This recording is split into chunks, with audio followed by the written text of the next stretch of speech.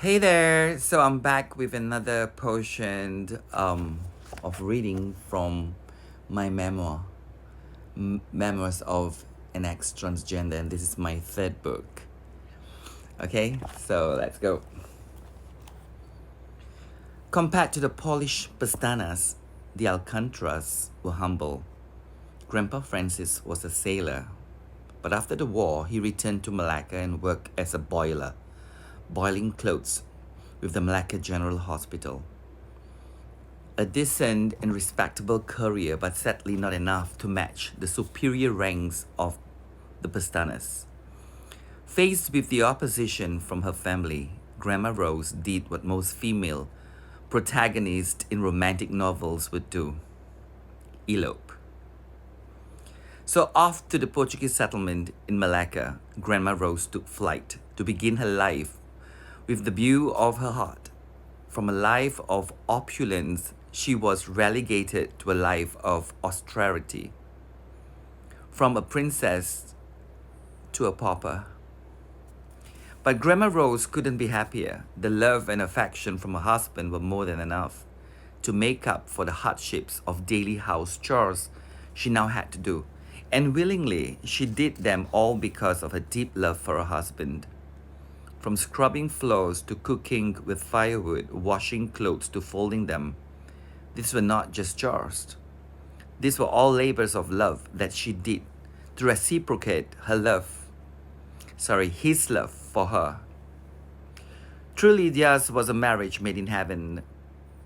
The offspring that came in quick succession were a testament of how blissful they were in their marriage. Altogether, they gave birth to 4 lovely children within 6 years. My mother, Mary, was the second born, the only daughter. According to Mummy, Grandpa and Grandma were the ultimate lovebirds, always affectionate, always adoring, and never a harsh word lashed at each other. Despite her wealthy upbringing, Grandma Rose never put on airs. And she never complained of the endless list of chores she now had to do, with no servants to wait upon her.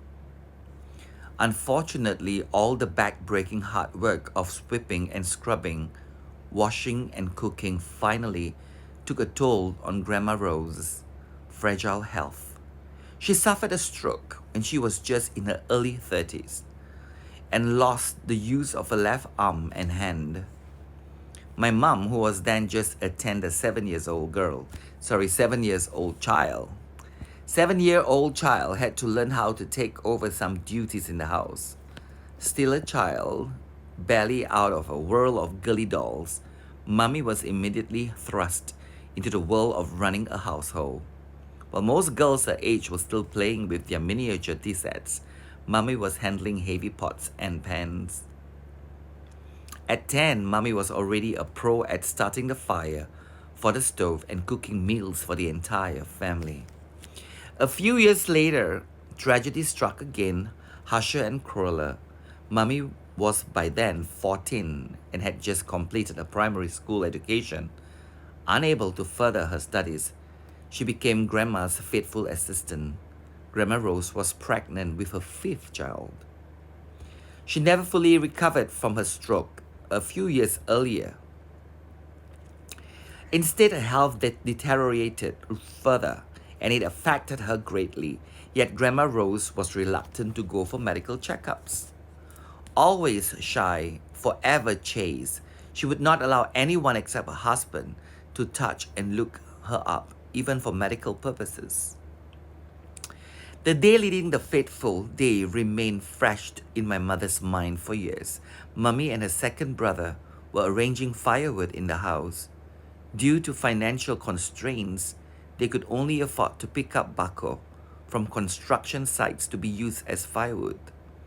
The small pieces of bako kept falling off the kitchen racks as the children tried to arrange them. Being the cheerful lady she had always been, Grandma Rose chuckled. "Oh, look at how they fall.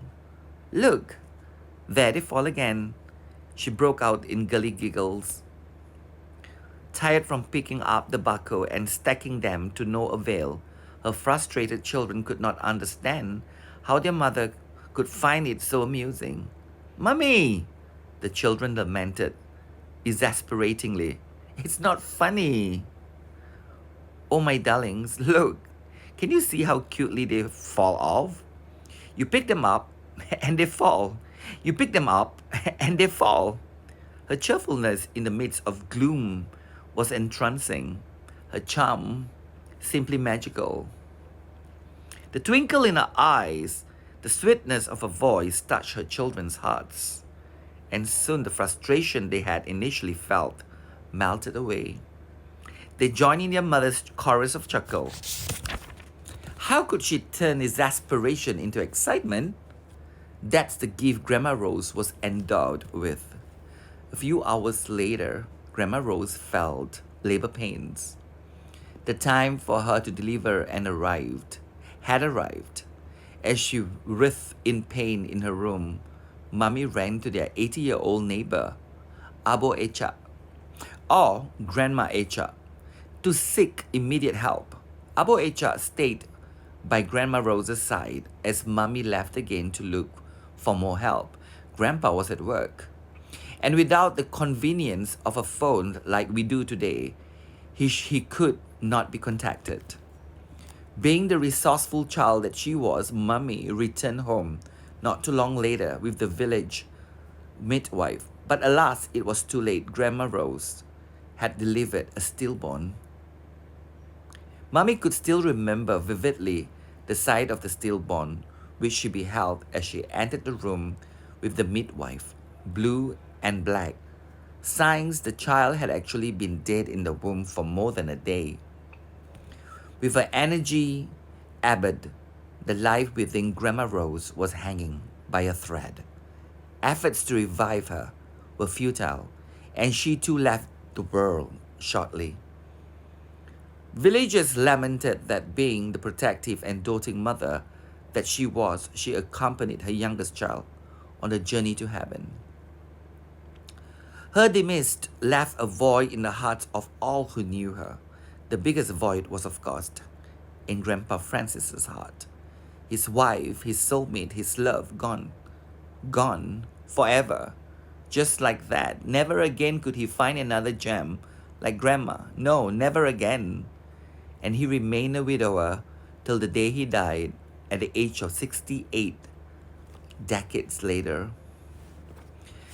To her children, Grandma Rose's death meant they were now orphans. It was a difficult transition, as they were so accustomed to having a loving mother to comfort and care for them. Overcome with grief, they needed her to comfort more than ever. But alas, they had to accept she had left this world, never to return. They now had to learn to comfort each other in her absence. Every bit of memory they had with her, they clung on to and cherished with their whole hearts. Mummy was just a young teen.